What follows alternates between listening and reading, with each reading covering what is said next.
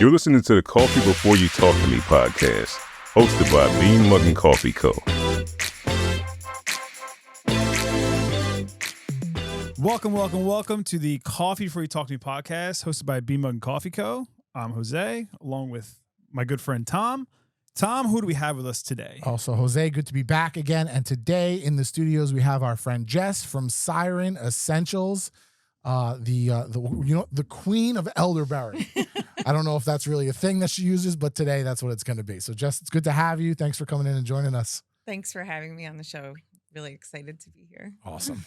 So, the first thing we like to ask all our guests that come on is, what gets you up in the morning? Besides my day job and my son, this might be like a strange answer, but just the outside in general. I grew up in Forked River on the water, and I feel like every morning I would wake up and immediately like just look at the water. There's a sense of calm, sense of peace, kind of like, I don't know, I knew how the day was going to go if I could check the weather, I guess, or I don't know, just being around the water. And now that I live not on the water, like I wake up in the morning and I catch myself just getting up and staring out the window, like, what's the weather today? Or like, I'll just go step on my porch and like kind of see what's going on. I feel like the outside and the beach and the water are like a pretty common theme for everybody that's been on with us so far. So Yeah, you're fitting right into that. No, for sure, Yeah. for sure. So we met probably 2020, October 2020. We were actually talking about it before at one of these farmers markets that we vend at, and we vended there together that season. Yeah. So it's kind of crazy because we've like I said, we've shopped there. We've had all these conversations, but like, what is elderberry syrup? Can we just start with like? Good question. Let's start with that. So I answer this a lot because almost everybody that steps into the tent, if they're not a customer of mine, I have to kind of explain that to them, which is fine because I think it's like an experience when you come into the elderberry tent. Elderberry, the actual berry itself is like a super vitamin-packed, antioxidant-packed berry that's very good for your immune system, helps fight cold and flu. It's an anti-inflammatory. It's just like this super berry that I didn't know about for a really long time until one of my girlfriends told me about it because I was getting sick all the time. So, I don't know. Should I go into how it all started absolutely. here? Yeah. So wait, I have a question. I have an elderberry question. Sure. So is it like a superfood? Yes. Like acai berries, like something like along those lines? Sort of. Okay. They say like kind of like how blueberries are like super antioxidant packed. The darker the berry, the better it is for you. Elderberry is almost black. It's like the scientific name Sambucus nigra is like it's a black berry. Gotcha. So it's got, I'm gonna throw some fancy words in there, flavonoids and anthocyanins. Those are all really good things for you. So you should be having them. Got it. Sounds good to me.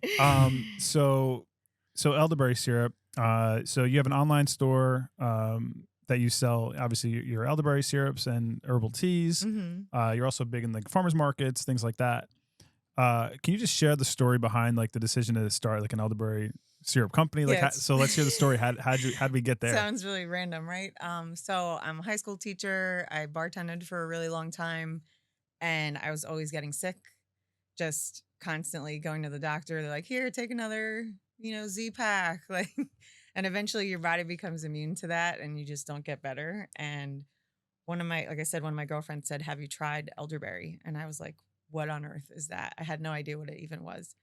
Tried a bunch of different brands of syrups in the store. Didn't like the taste of it, but it was working. And I was like, this is really expensive. Number one, this doesn't taste good. Number two, how can I make this better? So I was actually at a local store that I stock now. And the woman in the aisle said, you can just make your own. And I said, not the best sales tactic. Yeah, because she saw me looking at like the row of all the different brands, and she's like, "What's the matter? You're in here a lot." And I said, "I just can't find one that I like. I'm paying $40 for this 8-ounce little jar, and even all the good organic brands and everything was there. I just didn't find one that was good to me." So I said, "What do you mean I can make my own?" So she said, "Come here," and she sold me this huge bag of berries. And I just went home and I started experimenting, making super small batches. Some of them, the first one was obviously terrible. I had no idea what I was doing. I was looking up other people's recipes online. I was thinking what flavors would go good with it after trying some stuff out. And it took about a year to like kind of get the recipe that I thought would be good to put on the shelf. Okay. And I was giving it out to friends. At that time, I was bartending, so I would bring my syrup into We're handing the out bar. elderberry shots like as a, No, as a like, at the end of the night, I would like just mess around with different like martinis. And yeah. at the end of the night, because I was so tired and like my voice was shot, I would make a cup of tea, just regular, like Lipton from the shelf or whatever. And Yeah. I would throw some elderberry syrup in it to sweeten it. And, sometimes I get made fun of, but I was like, whatever. It's like my secret potion just to keep myself going. Cause, bartending, you like pick Sure. up Late everything hours. under the So is sun. that how you kind of like figured out the combination of elderberry syrup and teas to get to kind of? Sort of, Where- yeah. okay. It's like where it kind of started. Okay. But yeah, the tea was sort of like an afterthought. The syrup became a thing. I started like bottling it up and just selling it to friends. And they were like, you should sell this in, you should do the markets or you should sell this in a store. I was like, I don't know. Like, but for me, it was working. Like it was my recipe. It tasted good. I knew I could take a shot of it every morning and it was helping me feel better and like not get sick all the time. So. No, that's interesting. And then what year did you start Siren Essentials? Like the experimenting or Yeah, what year was that? Like my first that you went home market, when you went home with a bag of berries and were like, hey, I'm gonna. What year? Bag of berries. Yeah. That was 2015. Oh wow. And then in 2017 was when I did my first market. Okay. That wasn't the one that I met you guys at. It was a random wellness fair in Belmar that someone said, hey, you should do this. I had no website, no insurance. Sorry. We'll edit that part out. Whoever's listening. Oh yeah, that's it. I didn't even know, like, I had no bottling experience or anything. And I showed up. It was in like a mason jar in this terrible labeling. I sold out. The table Wow. sold out. I was giving out sample shots. And I was super happy, but what I wanted was people to come back when they finished their jar. I wanted them to be like, hey, I really like that. I want to come back for more. That was like the ultimate. Almost like you wanted people for it to be in like people's rotation, Yeah. right? Yeah. Cause it's like, oh, great. You sold out. Well, now what? Now what's next? Yeah. So people started coming back. It was like drips and drabs. And then I said, oh man, I got to get this together. So I got the website, I got the insurance. I had to get my New Jersey bottler's license that I had no clue. Yeah, we found out about that too. Yeah. Well, there's like a whole bunch of other things that like are on this checklist that you don't know about yet. Well, yeah. I mean, it always sounds like such a great idea, right? And people love the product, and all your friends are like, do it, do it, do it, and they have no idea now what that really means because you have to go through all the steps that any business would have to go through, but because you're selling a food product, you have to do even a little bit more, right? And I think that a lot of people get scared of that and they back off because you see all that fine print on the I remember Board of Health website. I remember when we had our New Jersey State Board of Health inspection for our kitchen, and I didn't know they were coming because they don't really tell you that they're coming. And they called me and they're like, "Hey, we're here. Can you get over here?" I was like, "Okay, I guess I'll be there in 10 minutes." So I rushed down there. And full disclosure, I'm not really the cold brew maker of the group. That's Jason, our other partner, Jason, and he was nowhere because he works, his day job is in the city, so he's not around. Oh, he was somewhere. He was somewhere. He just wasn't. He wasn't there. So I'm like muddling through, probably sweating buckets. I can relate because that is not a fun experience the first time because you have no idea what the questions are going to be. And I feel like there's always a question that you're not going to be prepared for. It's really tough. And you just trust that you're doing the right thing. Yeah. Right? Like, I'm like, hey, listen, we're naive, right? But we're trusted we're doing the right thing. Yeah. And, like, not cutting any corners. Yeah. And being honest. So I feel like with coffee though, obviously everybody knows what coffee is. When they came to inspect I'll be honest with you. Like, well, they didn't know what elderberry was. they were like, what is this? The girl who came to do our inspection. Now, our inspection was specifically for our cold brew because our actual coffee is roasted and ground at a different facility for us. Yeah. But this is specifically for our cold brew. She didn't know so much. Yeah. She took my guidance on what the shelf life should be and was like, that sounds good.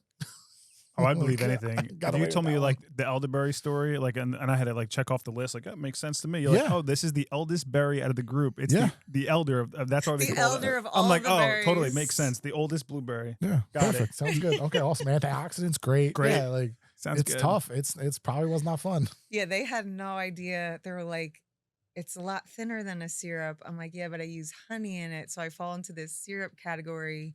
Like it's a fine line. I'm not a beverage. I'm not Right. honey. So syrup's the only category that I fall under. So they were just like, what do you do? Like, Yeah. how do you make this? I'm like, I'm not telling you my trade secret. Well, yeah, that's tough too because it's like, all right, like, well, I don't want to give you all the secrets, but you got to tell them enough for like so that they know you're doing the right things in the cooking process, or if there's a cooking process. So that alone, I think, deters people from doing like the food and beverage, or at least it really slows them down. Yeah. So like as far as like, so 2015, you try elderberry, you start making it on your own, refining the recipes. 2017, we're going to a farmer's market. We go there, and now we're gonna have to do like the website. We're legit. We're legit. Yeah. What She were has like insurance. I say we. Yeah, have insurance, everybody. It's Yep. renewed. Yeah.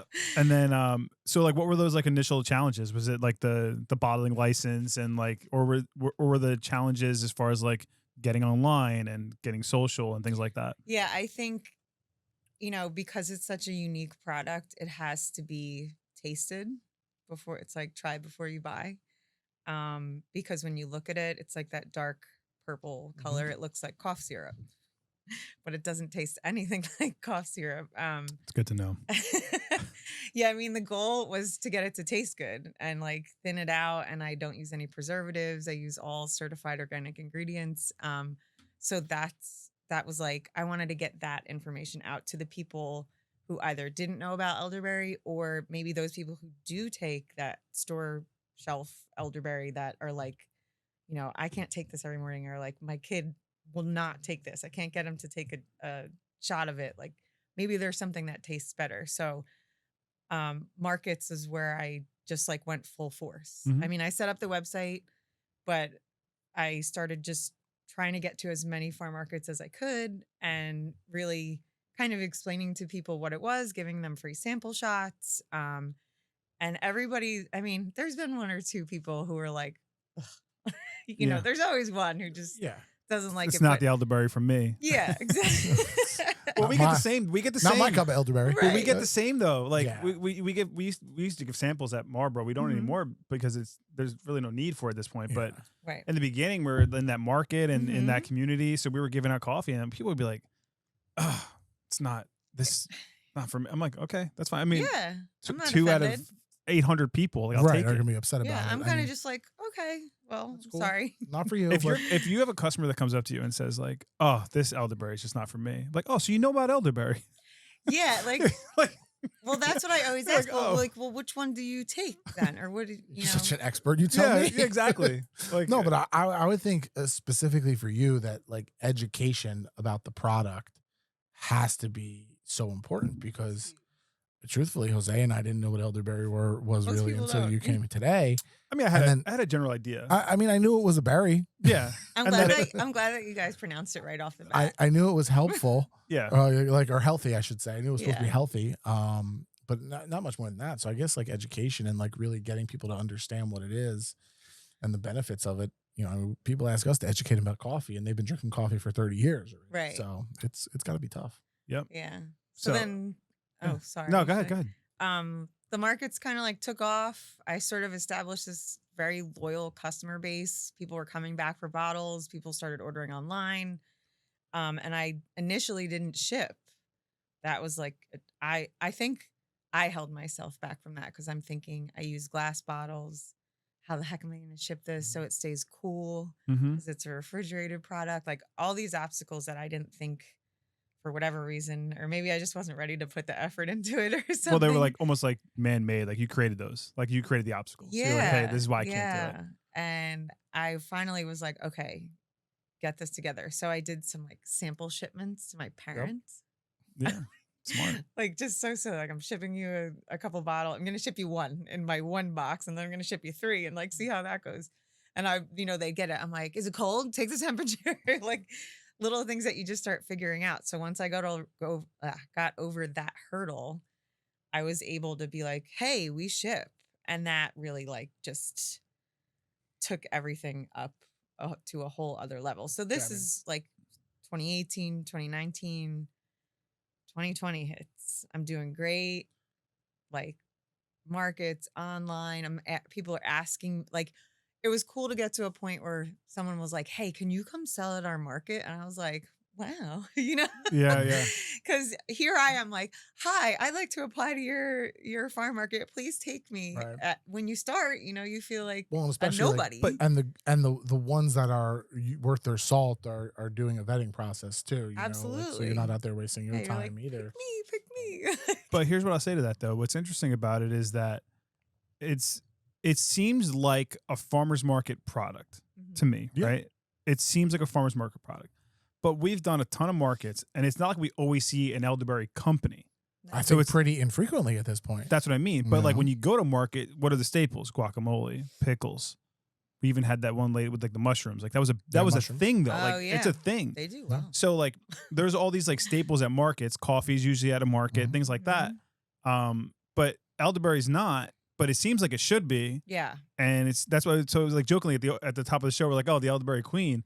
But like, who else is in the area that that sells elderberry? Like that's it. So it's interesting that it's like the markets were a hit. Like it almost seemed like an obvious right. It's true, and maybe we don't do like health, like you mentioned, like a health food type of market. Yeah. We don't really do that with coffee, but yeah, I mean for you, it's like a home run. I'm sure. Maybe there's more people in that community. I feel like I actually do better at just like a regular old farm market than I do at a wellness based thing, because even though the people there probably know they already have their elderberry. They have their elderberry. Yeah. They're like, I got that on auto ship, Right.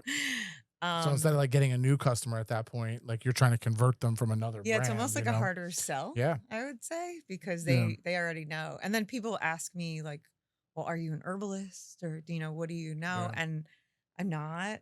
I'm like a learn as I go, do the research. I mean, I don't have any I've got my degree in Spanish. I can But I think but I think I've actually learned more from doing the research about the benefits of all the products that I put out there. And I think people can relate to it a little bit better, because they're like, she's just a typical chick who wanted to make herself feel better. It's like real world experience on the product and learning about it. And you did it because you wanted the benefits of it. You didn't do it because you went to school to be an herbalist and you're like, everybody can benefit from elderberry. Yeah. You're like, everybody can benefit because I did. Right. So I did take a little online course though. Well, yeah. I mean, listen. Hey, listen, a certificate for your LinkedIn's great.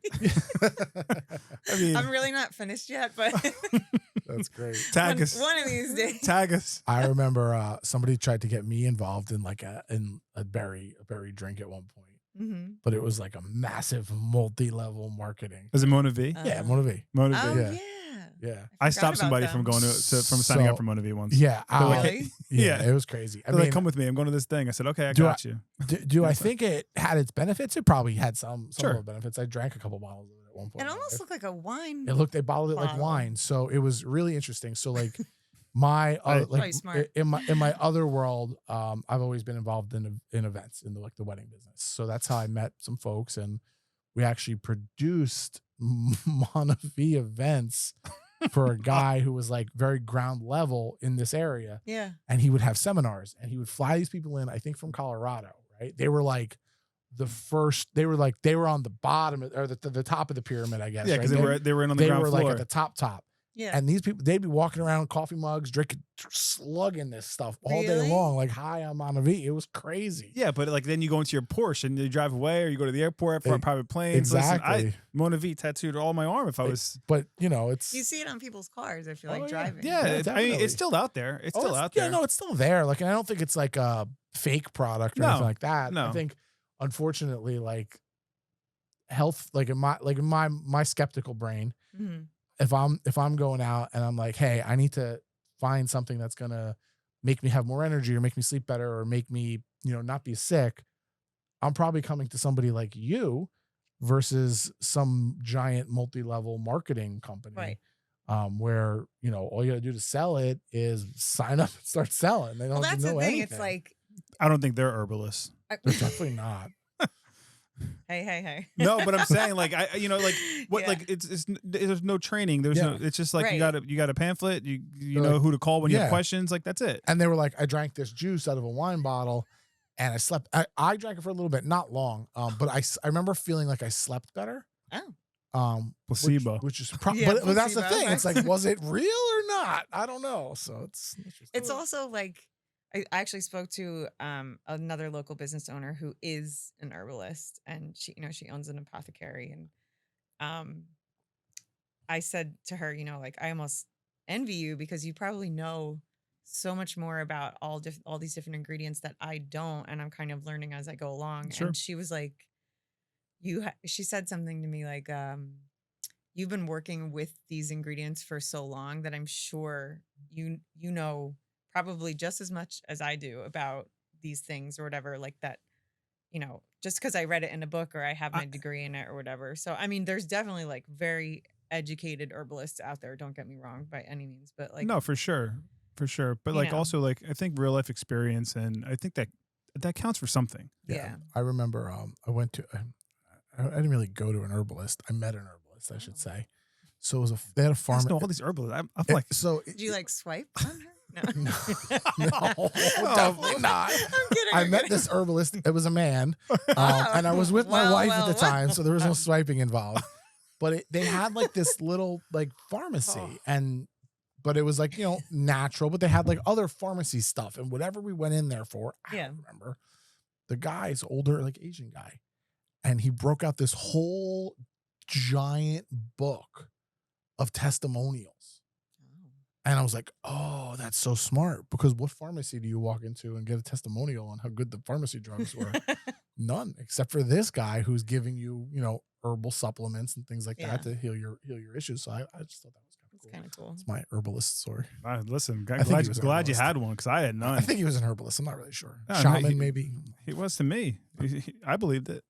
Well, that's like, I mean, with Mona V, it's like, with an MLM, you're kind of signing up for a product that's already made. But when you're making the product yourself and like you care, I think there's so much more heart that goes into it and energy. And like, I mean, just this past week, there was a batch of like our original blend of syrup that there was something off. And I'm like their color was weird and just something was strange about it. I dumped the batch. I was like, I'm not putting this out there because, and like, you never know if that's going to happen in like a big factory that's making like a co-packer or something like that. No idea. And like, to that point, like, I know you wouldn't give away, the recipe to what's in the syrup, but if somebody goes, hey Jess, I love elderberry, but I'm allergic to honey. Like you have honey in there. Yeah. You can answer those questions effectively for them. Yeah. Like, you ask that about other products because people don't know the answers. Right. It's like, and if I don't, like sometimes people come ask me like, oh, do you have this tea? And they'll say some ingredient that I've never even heard of. I'll look into it. I've actually made teas off of their suggestions because after looking into it, I realized, wow, this could be like a really beneficial product or whatever. But like I said, the tea was sort of like an afterthought, and I don't know. Now it's like taking off. That's awesome. It's like an accelerator to the elderberry. Yeah, we were kind of, my boyfriend and I were actually sitting around one night, just like a cold winter night, and I used to take my elderberry and pour it into hot water and make a tea out of that. And he said something like, why don't you just like make herbal teas with elderberry? And I was like, oh, this is why I keep you around. No, I'm just kidding. Yeah, no, listen. Yeah, and then I did 3 blends of what I thought would taste good and would like people would like, and then now I'm up to, I don't even know, like over 20 blends of different kinds of teas. So that's awesome. How long has tea been part of the business? I guess like a year into it. Oh, okay, so pretty much most of it. Most of the time, yeah. Okay, and then like how long? So you sell out of market, you sold out of elderberry. How long does it take you to replace it? Like, what's the process like? Not like I'm Like not that asking you like first- what's in it, or like, but like how long does it take you to make like a batch? Like From how? like that first market experience, you mean, right? Like, Yeah. yeah, day one. So I make it in like it's all small batch, so 3 gallons. It takes about like not a day, but like I could do it a batch at night. I could do 2 batches at night if I have 2 different pot setups. So a couple hours. I mean, So- it's there's a lot of temperature control involved, so Got it. it only takes about an hour and a half or so to actually like make the brew. Yeah. But then I have to let it cool because you can't add honey to a boiling product. It'll just boil off the honey. Oh, So I have to wait till it I didn't gets to know. a certain temperature. And then there's a whole filtration process that I use. My dad and I actually came up with this. I have I can't say the whole setup because I don't want to give it away. No, But- it's fine. But I wanted the syrup to be filtered as it's coming out of the pot twice. So I actually have like a filter in the pot and out of the pot. And then it goes into gallon jugs. And then I do it again after the honey's Wow. through. So that Okay. was something I wanted to work on. Because when I first started, I mean, I was literally like dumping pots over into a strainer. Yeah, I can't imagine it's like Like- easy to filter syrup either. The amount of elderberry that went on the floor, like it was just, I mean, talk about starting from scratch. I think back to what I was doing at the very beginning and I'm like, you sold that stuff, you know? But you have to start. Yeah, you have to Yeah. start somewhere. You have to start. Like I mean, and the there's whole- like that's half the battle. I don't think people Yeah. get so discouraged they go, oh, I can't even do that. Yeah, well, people get Yeah. paralyzed by the fear of it. You could have had that experience after you said like you did that first market and you sold out, and then you're like, okay, I hope people come back, and then all of a sudden they come back, and you could have just been like, oh shit, what do I do now? Yeah. Like what you do now is you figure out how I'm going to make the next Yeah. batch of elderberry syrup, and now Refine, I'm going to package it refine. and do now labels. And, I'm like, the batches, it's wild. Like, I have to keep track of everything and each batch that I put down has a number and you got to Mhm. keep track of everything. Yeah, the no, pH and all we that. batch So you our, we guys have know. batch numbers too. So like that. it's like you Cold see, brew you logs and see where stuff. you're at and you're like, wow, Yeah, no, it's great. So real quick, we'll go back to the beginning where you were like, hey, I was in a store. Now you said you sell at that store now. Yes. So am I allowed that's to say store names. or- no. So like okay. what I'm saying is like, so you go to this store and they're like, hey, listen, you could like make your own. Not only did you like make your own, you went back and like, hey, now can you buy it? Like it's crazy, by the way. I So- wanted to like even let you know I That- picked up on that. no, that is Yeah, Like, no, I I- figured I- that would be like a part of it. So besides the online and the markets, I started wholesaling.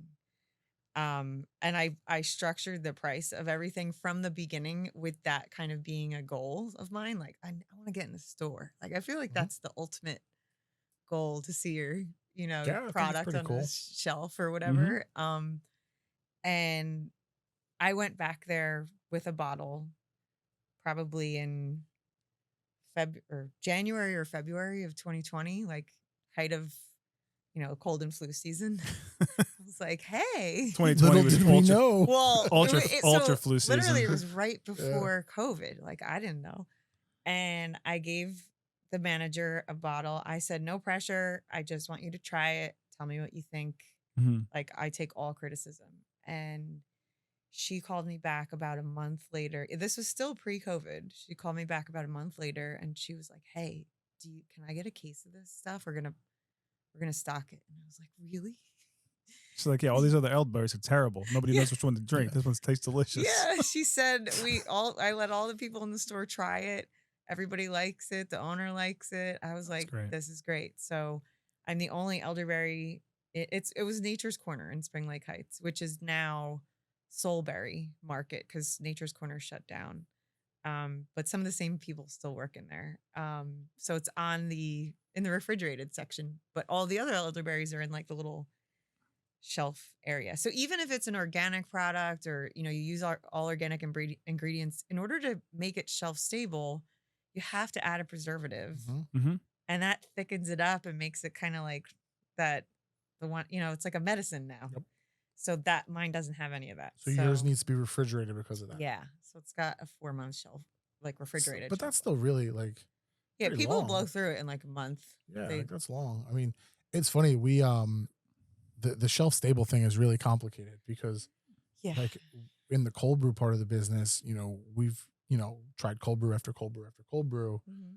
with the idea of selling cold brew, obviously, and we've been doing it for a couple of years now. But if you ever drink cold brew in a can, it all has a weird taste because it's preserved. There's a preservative in it. Like, and they can't. Something. Yeah, like luckily, like in a keg of cold brew, you can do it with nitrogen.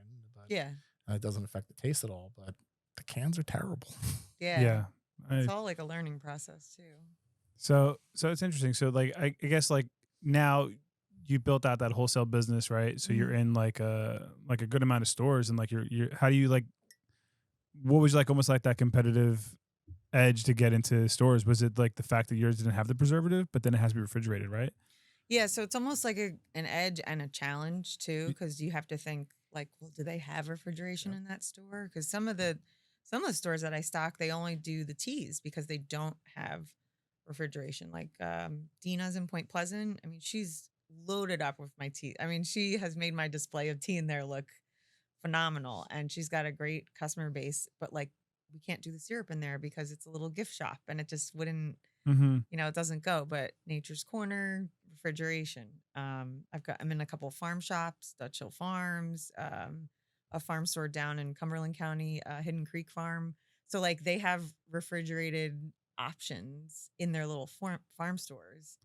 So the wholesale is kind of cool because when you don't have those markets, it kind of holds you through. Yeah. It's like, oh, they're going to restock that wholesale order. So it's like little fill in. Yeah. That's great.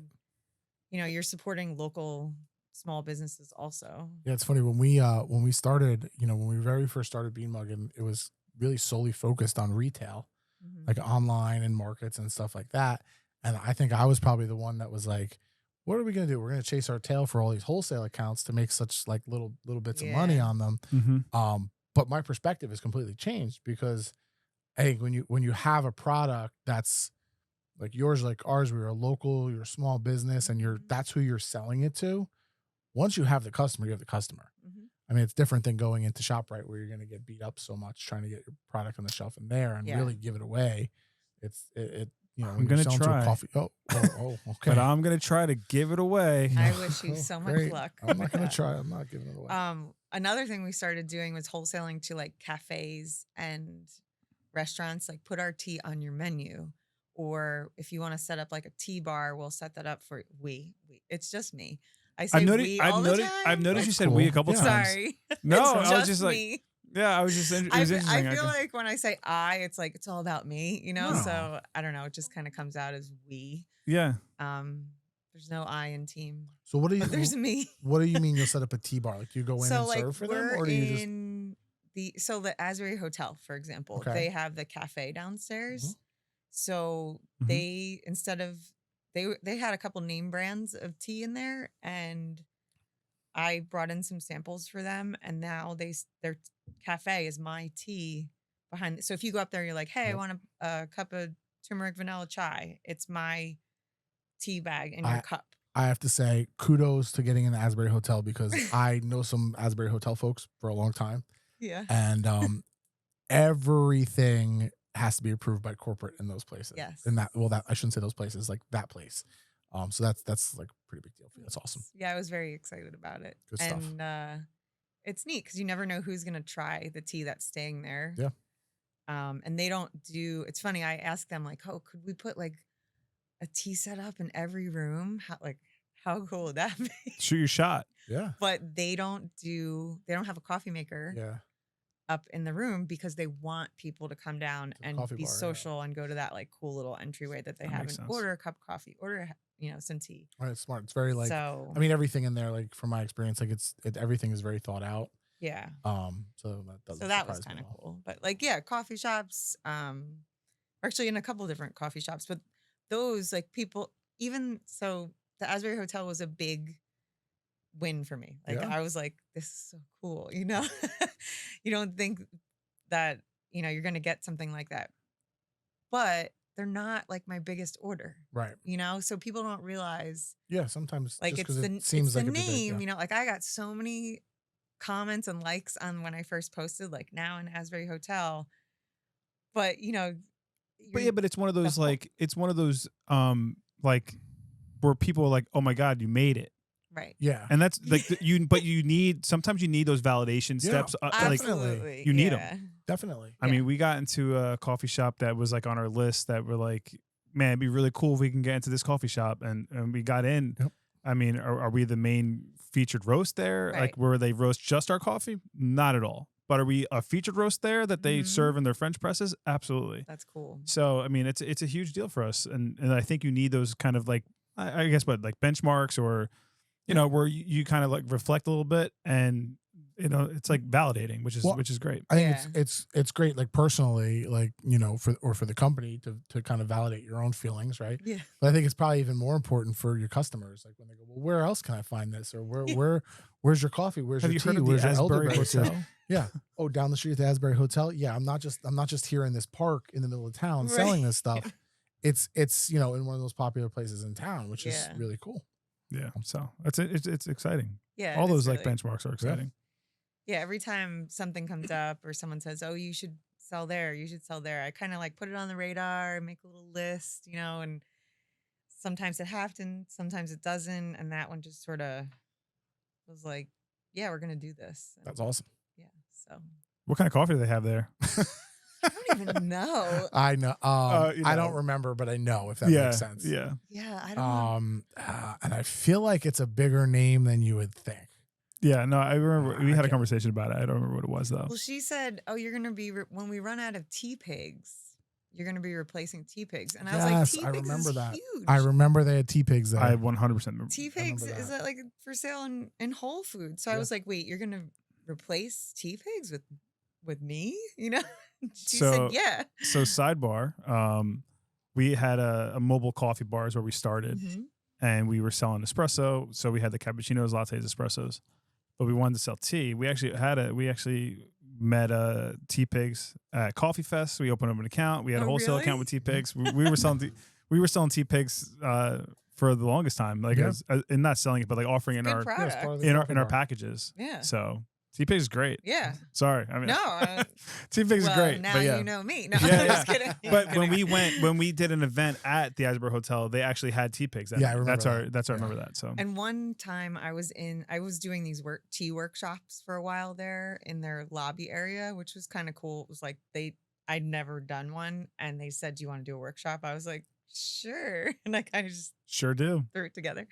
But while I was there was a conference for I don't even know if I'm saying it right, Twinings or Twinnings. Oh yeah, I know. Like the Twining, I think it's Twinings tea company, like all the huge tea company, big guy, like all the, two under the CEO. Yeah. They were there doing like their conference weekend or whatever, and here I am running this tea workshop, and they actually stopped to listen, but it's a paid workshop, so I was like, "Can I help you?"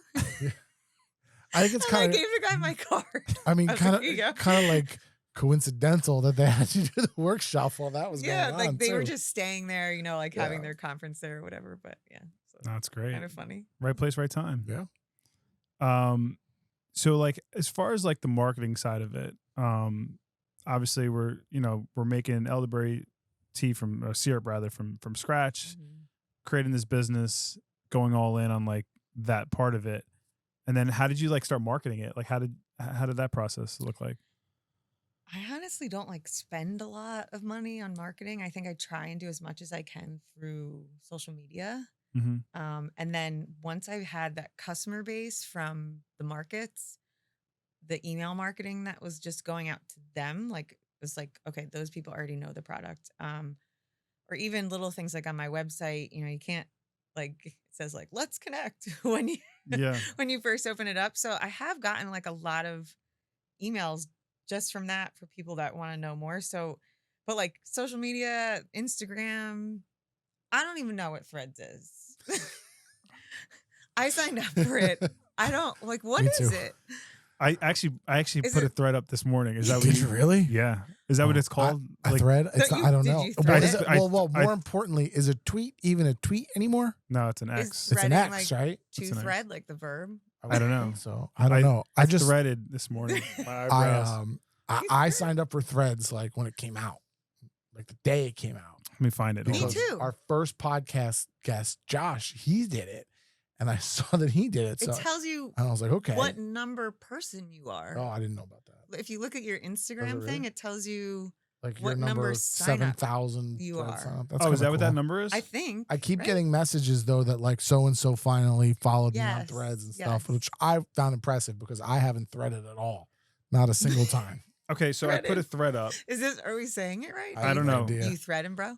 Internet. I put a thread up. I threaded. We just made a thing. I threaded. Now it's gonna be a thing. So We broke the internet. Here's what I put. And then I put a hashtag too. I don't know if I was supposed to do that. I don't know. So in life, you need either inspiration or desperation. Okay. And then I put hashtag daily pep talk. Okay. I can go But for like, you know how on Instagram, like all your stuff connects to Facebook. So that, I mean, that's my marketing really, to be completely honest. I haven't taken an ad out anywhere That's great. or anything. Sometimes I pay here and there for like a little Like boost, boosting, yeah. boost that post, but word of mouth. And I think a lot of it is customer outreach at the markets. If I didn't have the markets, like I wouldn't have the customers that I have now. I think like you're selling such like a niche product. Yeah. That probably goes like so much farther for your product than something that everybody uses.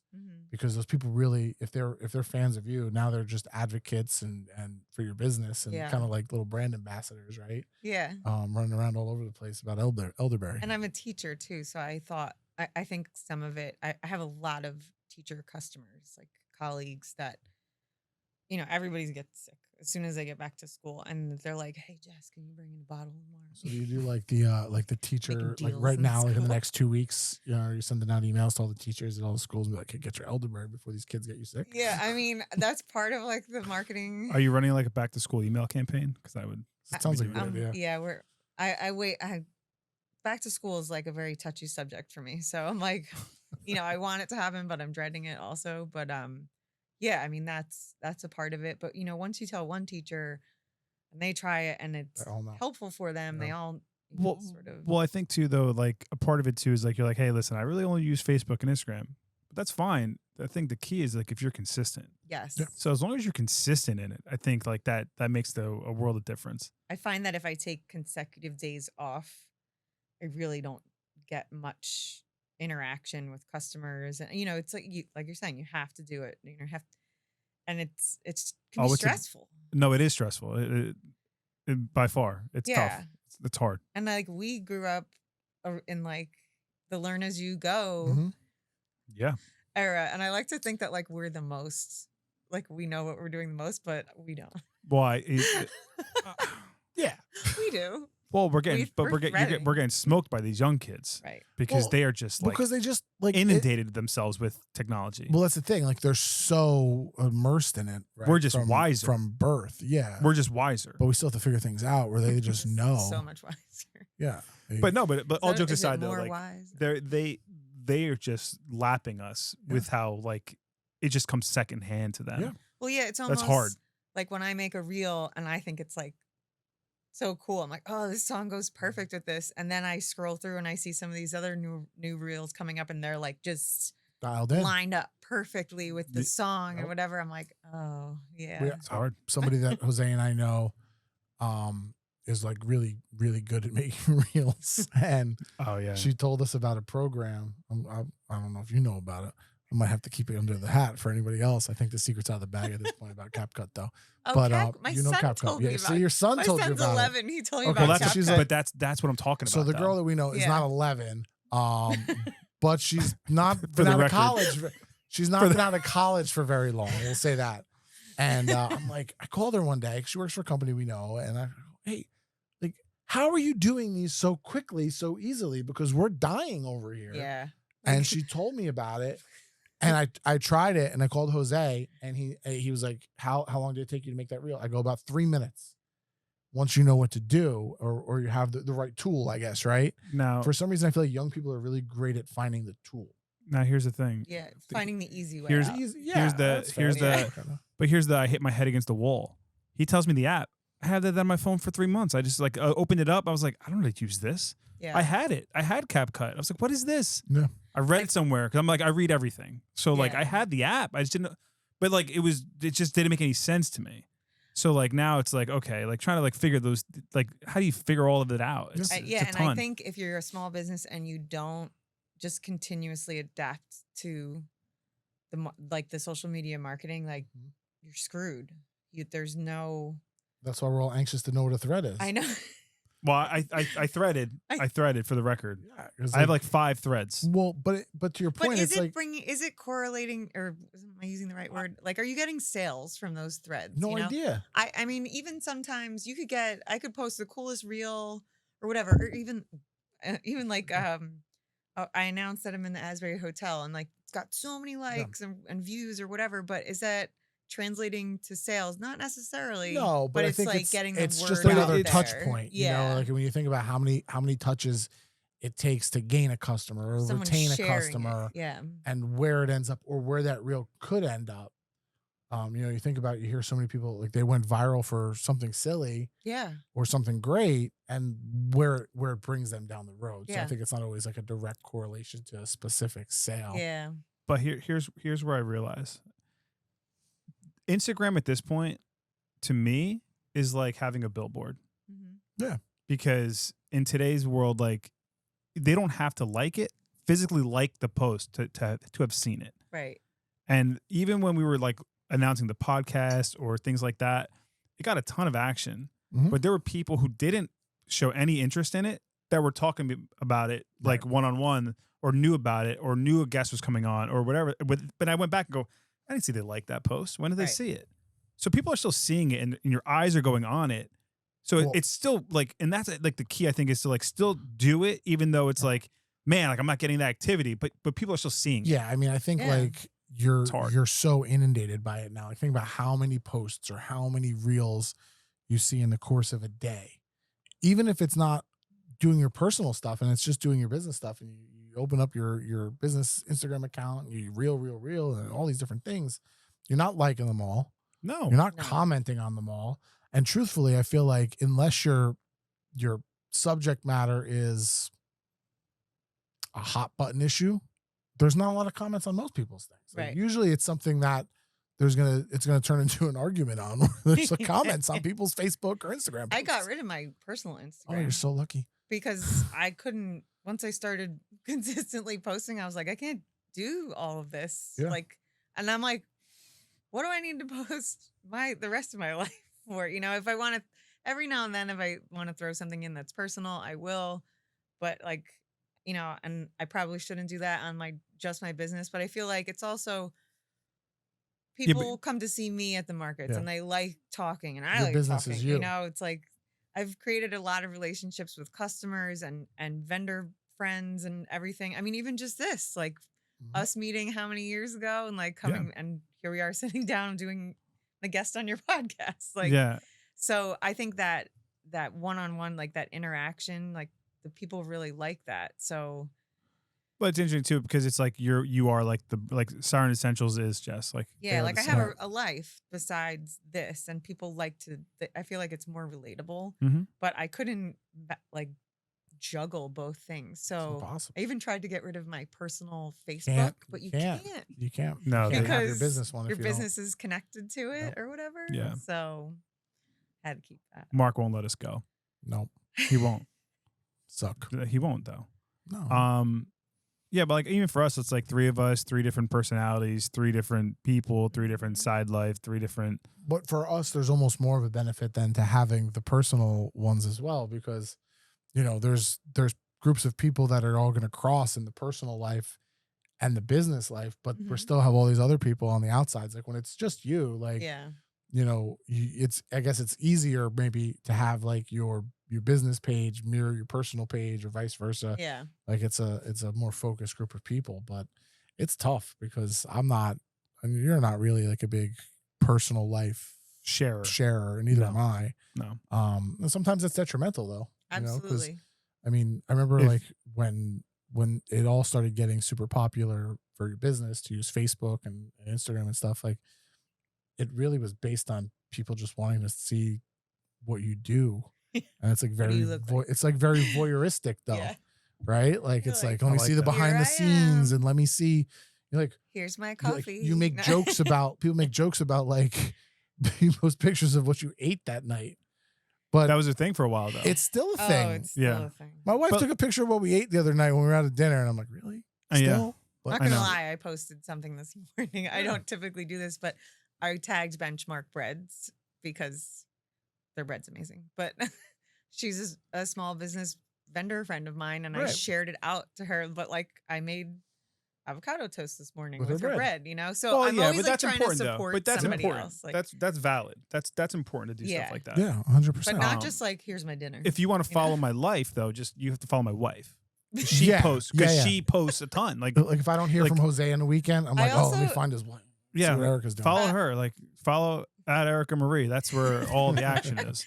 I also think during COVID, you know, people who weren't necessarily on Instagram were like, Yep. I guess I got to get on this because I have nothing else to do. And my business took off during COVID because all of a sudden everybody was concerned about their immune Yeah, system. you probably couldn't make And I enough remember, elderberry. like in the very beginning, my mom came over one day to drop some stuff off. And at the time, I was only doing local delivery and porch pickup. And I even stopped the local delivery because I was like, I'm not going to random people's houses. Like, I don't know what's going on. Like, this was pre-mask, you Yeah. know, like Yeah, yeah, nobody yeah. knew what to do. Late March. when Yeah, late everyone March, like thought the your world was ending. lockdown. And I had all these bags, like those brown bags, like lined up on my front porch. And my mom's like, what are you selling?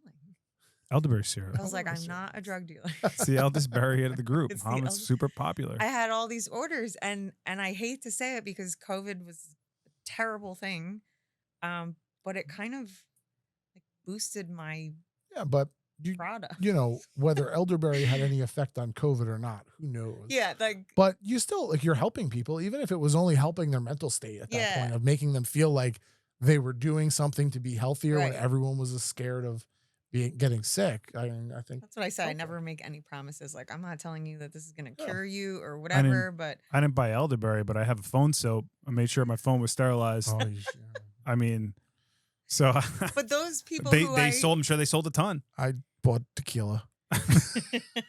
He bought alcohol. but the people who maybe reached out who weren't customers of mine prior to COVID now are still customers. So that was sort of I hate to say it, but some businesses thrived, some didn't. You know, yeah, it's I mean, like- I think it's super unique. I mean, I think pretty much everybody that we've had on the podcast so far, we've talked about COVID in every single podcast, Mm-hmm. which wasn't our intention at all. Yeah. But it's always going to be a huge part of people's lives. But I think even more so for people in our positions with small businesses. Mhm. You know, you started a few years before all that, but you know, we started in 2020. Neil from Shore Saw started in 2019, right Yeah. before. Mhm. So a lot of people like it's really like tied to the beginning of their business Mhm. or the growth of their business because they were able to fight and claw and scratch and thrive ultimately through it or after it. Yeah. So it's always something I think. that's And gonna well, be the only there. way to do it is you have to walk. You have to walk through it. Like yeah. there wasn't nothing that said like, oh, here, okay, small businesses unite. Here's what we do. Like there was no Yeah. blueprint. No. No. Everybody was just like scrambling. It was like the last scene of the Titanic. I Like also you're just it was I think crazy. it's like Like that moment though was crazy. Oh yeah. I mean, it was, and like for people like obviously like I have a job, like you know, like for the people who were all in on a small business, it was like traumatizing. Jess is a teacher, so she was probably learning how to teach on Google Classroom and all that madness too, like all at the same time. Can't imagine. My daughter was in kindergarten. I'm for like the record. getting. It was crazy. I was on one side of the wall on my computer. My son was on the other side of the wall, like second grade. You know, whatever it is. Brutal. Trying to. My students were in bed. My high school. Their high school. So, hey, can you get up? So can you turn your camera Mm-hmm. on? It was brutal. I think though, like what you were saying about just like struggling and walking through it, and I think even without COVID, I think walking through the day to day and what keeps a lot of small business owners like going is like the love of their product and the Yeah. love kind of that you get back from the customers, and like you're motivated to continue doing it. And I think like for me, that's kind of cut some people out of my world because I'm so focused on like doing the work, and I'm okay with that. Like, Yeah. Oh, that's totally okay. I don't think that's a Like, big part of being in business too, is you have to be okay with it. And right? I think some people that don't understand it don't realize, like, I've lost some friends like through being a small business owner because I've got a full-time job. This has become my second full-time job. I've got a child, and it's like I'm trying to juggle everybody around. I've got, relationships, family, everything. And but like I've got to get those orders out, and I've got to get ready for the market, and I've got to restock that store, and I've got to update my website. Like even this morning, I was like, oh man, those products are still on sale. Like I had to remove Oh, we've all the done that. like sale Yeah. prices and like the pop-up announcement. That's not, like I do everything. Yeah. So people have said to me, like, you never have any time, or like you never make time for me anymore, or whatever. I'm like, I'm really sorry. Like I still love you, but I'm so focused on this because I love it. Like I absolutely love it. I love making the product. I love meeting the customers. I love doing this. Like, Tell your friends, listen, we can hang out tonight, put on Netflix, but I need you to put these bottles in these boxes. Yeah. Put these labels on here. Like, yeah, I mean, I've had girlfriends be sure. like, I'll come over, like I'll help you label tea or whatever. I'm like, have at it, Yeah. like, but those are the people who like understand and get it. So I think like advice to people going into small business would be like, you might lose some people in your life because they just don't understand like what goes into that life. And like, I want that, like I love every aspect of Yeah, I being mean, a if small you're business somebody owner. that like 5 o'clock hits, it's quitting time. Like it's not going to No. work for you. I mean, when I'm teaching, I come home, if like I get my son together, like he's doing his homework thing. If he's got activities, we go do the activities, come home. And sometimes when, he goes to bed, I'm down in the workshop doing like, I do like my dry workshop is at my house. And then sometimes I have to go late at night over to the kitchen to brew the syrup. So it's like, I'm up till midnight during the school year, and then I got to go back into work in the morning. And it's like that, it's a lot. Yeah, I always find like as the older I get, the hardest part I think now, and I guess there's been like different things in different stages, but the hardest part, and I've said it to Tom numerous times in our conversations, is like the work-life balance. I just have that's like the hardest part for me. Yeah. So like I'll tell you a quick story. Like I told my daughter, she's 7, told her last night. I was like, Daddy's gonna work a long day tomorrow. Like I'm not gonna see you on Wednesday. Like tomorrow, I'm gonna see you on Wednesday because you sleep so late. And I have to drive like an hour to work, so I was like, I'm not gonna see you. You're gonna sleep late. She goes, oh, I'm really gonna miss you. I was like, well, listen. I was like, I wake up early. I was like, you want to wake up early? She's like, Daddy. She's like, can you wake me up early? You wake me up early? I go, okay, we'll have breakfast in the morning? She goes, yeah, you think mommy make us eggs? I said, no, I don't. I said, but we can have cereal or something in the morning. And I'll tell you, I woke her up at 6:45. Aww. She came down the stairs at 7 o'clock, sat at the table. She's like, let's have breakfast. So it was cool. That's like, so cute. but like, I was like, so like now I'm going to try to do that on Wednesdays. Yeah. So like Wednesday mornings, like see if my 3-year-old will let us have breakfast and not just be screaming that he wants to watch Batman all the time and stuff like that. But I think it's important though. Like I'm just trying to find moments where I could like still, connect, be present. But the work-life balance is super hard. Super hard the older I get. Well, that's like some people say, well, how come you're not at the market every weekend? I say, because every other weekend is my time with my son. It's like this whole weekend I was at a baseball tournament. I didn't do one market. I didn't touch one bottle of syrup. I didn't do one, like these orders were coming in because I was having a sale, and I was like, I'll get to it on Monday because sometimes it has to wait. Yeah, sometimes like it has family. to. It's I'm hard, a family first. Like it's funny. I've met people like at markets. I'm like, oh, you should do this market. Oh, you should do that market. And when you go, no, like they look at you like you're crazy sometimes. Like, what do you mean? But because especially for us, because there's 3 of us. Now we usually do markets with 2 of us because we're selling coffee and the cold brew. But I can't imagine being like, all right, I'm gonna do this on Saturday and then I'm gonna do this on Sunday, and we're gonna be out of the house both days.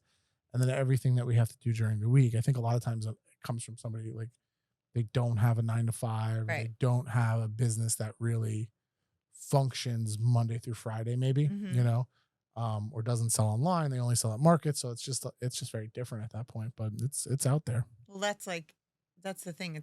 I mean, I think the ultimate goal would be for me to like retire early from teaching. Well, that's what I was gonna ask you. Like, what's the future plan? Like, where are you going with it? I would I've been teaching this is my 19th year I'm going into. So I mean, when you got the mortgage and the kid There and you go. everything to pay for, it's kind of hard to be like, yeah, I'm just gonna leave or whatever.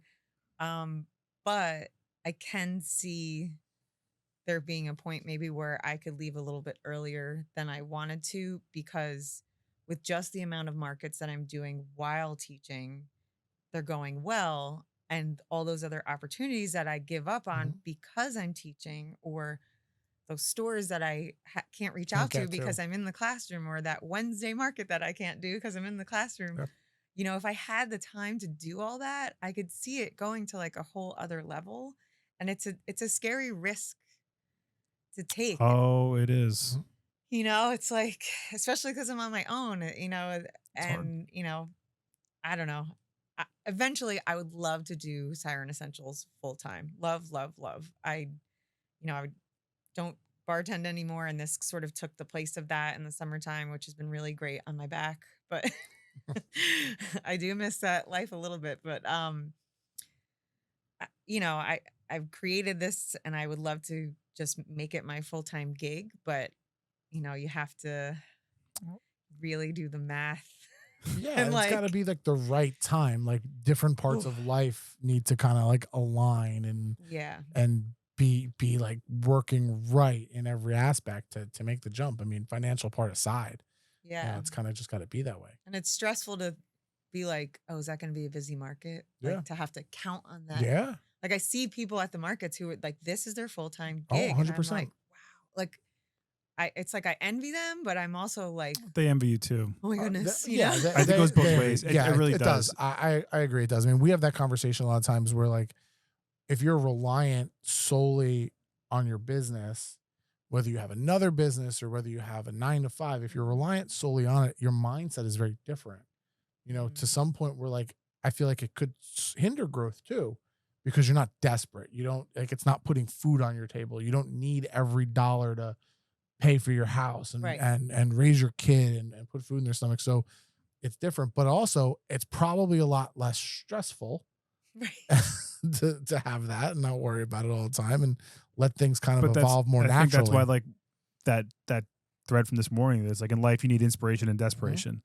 Like I think it's like you do, and like it's the balance is tough. Yeah, because even some of the times where like sales were low or like it was a slow market, I think it also gives you a time to reflect on like, well, maybe I should change it up a little, or maybe I should add this new product, or maybe that labeling could use some tweaking, or just like little things you don't think of. Yeah, I mean, when you're super busy at a market, like you don't get to focus on those things. Like we've had that experience too, I think, where it's a slower day or there's 2 of us there, so it's manageable, and all of a sudden like you have like an epiphany kind of moment. Like you see something you never saw before, and you're like, how could we have done that when we should have done this? Right. So I think all those experiences, like when you're out, stuff set up and working through it and going through it and around people, there's huge value there too. Yeah. So as we get to the last question here, it was a great conversation, by the way. Oh, good. What is your favorite Jersey Shore memory? So I'm like an OG. Love it. Like Forked River OG. No, my parents wanted to raise us on the water, and so I've lived like, I mean, I don't live there anymore, but live as close as I can to the water. I think hearing, this is like going way back, but like hearing the sound of the boat starting in the morning. My dad fished, and he's a scuba diver, and sometimes he would say like, hey, we're going out, we all knew, or sometimes he wouldn't, or even if it was just like he was going fishing and super early in the morning, I think just like laying in bed and hearing like the engines going back and forth and like the starting up at like 5 a.m. You knew it was gonna be a good day. You knew it was gonna be. You knew the weather was good. I didn't have to look outside. You knew the weather was good. You knew something fun was gonna be happening. And even if we weren't going out on the boat that day, we knew he was coming back with some sort of catch. All right, fair enough. So like just boating in general was like a big part of growing up. So It's great. yeah. Our third partner is a huge boater. He's a Oh, big yeah? boater. Yeah, Yeah. yeah. He loves his boat. Yeah, I was very lucky to have grown up in that situation. Yeah, listen, like I haven't always lived by the shore. I Let's know. see. So I've been down here since 2000, I guess 15. I moved to Point Pleasant. Yeah. So ever since then, like it's been obviously, almost 10 years now, a big I part think- of our life. It's great. I think on one of your episodes, because I did listen to them, I think you used the phrase down the shore. Yeah, I think I did probably, I right? had to talk to you about Well, that. listen, that's how you know, like I'm from no, up north. no. But you're here now. I am here now, but so I'm we're like, at the beach. yes, We're at yes. the shore. Got it. That's right. Like, but it never goes away. So I like, never even knew this was a thing until I went Yeah. to college. At Rutgers, people would be like, down the shore. I'm like, Yeah. what are you talking about? What's Like, that? Yeah, what do you mean? Because you're here, like it's different. and then they'd say, I we're don't- going to Belmar. I'm like, here's- what's Belmar? I didn't even know what Belmar Well, was. you came now from I live Forked there. River, like when They were like peop- the beach in Belmar. Yeah. I was like, oh, let's go. Like, I don't really go to the beach, so I think that's why I don't. I think I heard you I've say never that adopted too. it. I was Yeah. like, what is he doing? The beach is like right down the Yeah. street. Never go. I was to like the kicking beach. him under the table. It's like, I don't go to the beach. I'm like, oh, No, it's okay. I'm not afraid to say it. I like to drive over the bridge every day and see Where the did water. you move from? So, I've moved a million times in my life. I've moved a lot. So when I was young, I grew up like South Amboy, Saraville, Okay. in that area. That's not too far, No, it's not too Elderberry. far, but far enough to go. Hey, it's down the shore. Still Wait, do you 40 know the term OTB? off track betting? Thank you, because I Okay. didn't know what this was either. So when I first moved to Belmar, like 20 something years, yeah, about 20 over the years bridge, ago. right? Yeah. Oh, Yeah. I was out at the boathouse having a grand old time and talking to some new people, and Yeah. they were like, "Where are you from?" I said Forked River, and they were like, "OTB." Like, okay. it's like, I- when I- what? When Over I- the bridge? when I lived in Point, I learned about east of the canal and west. Like that was how everybody classified it. Like, do you Right. live east of the canal? And I lived pretty much as close to the canal as you could live without being on it. So I was east of the canal. Oh, That's where you want to be. I did not apparently. know this was the thing. Yeah. that's the Yeah. thing. And I, didn't know said either. the Point Pleasant Bridge. That's not really like a bridge, you know, like the bridge by Sayreville. The bridge by that's the Sarah, like that, but that's why we wouldn't talk about the bridge. Yeah. Like that's nasty. Well, I'm it's OTB. different. Not anymore, but We had an OTB. It was on the other side of the bridge. off track. Um, All right, Ay. get us back on track. Jose. Listen. Yeah, sorry. So, like wrapping this up, where can we find you? Where can the people connect to you and find you? Your elderberry syrups, your herbal teas, all 20 different A variations. lot. Seasonals. We've got the apple cider coming out soon. Always a good one. You can find me at sirenessentials.com. I'll be at Asbury Fresh Farmers Markets every other Sunday. I'll be there this Sunday. I don't know that date. 20th maybe. Yeah, it's the 20th. I do a couple other larger events up in North Jersey during the holiday season, a couple Bellworks markets. You can find me in some local stores stocked on the shelves, or you could get a cup of tea at the Asbury Hotel. Love it. Oh, And on Instagram, it's at Siren Essentials. Yes, it's a double underscore though, which is kind of and annoying. one in the beginning, one in the end. No, it's Siren _ Essentials. See, Okay. important to Like know. Siren of the Sea. So I tried to bring that like water aspect of my life into the logo. I mean, the mermaid logo has nothing to do with Elderberry. I But don't that's just even like know my who else thing. has a mermaid logo. I've never saw one before. Oh. A friend of mine drew it actually. So, So- Love it. Well, I appreciate it. Appreciate you coming on. It's Yeah, great. thanks Tell for your having story. me. Yeah. Good to have you. Great and talking to you guys. yeah, it was a good time. All right. So long. bye. Thank you for tuning in to another episode of Coffee Before You Talk to Me. Don't forget to follow us on social media at Bean Mug and Coffee Co. and subscribe on YouTube, Spotify, or wherever you listen to podcasts. Until next time, keep that coffee hot. And please, coffee before you talk to me.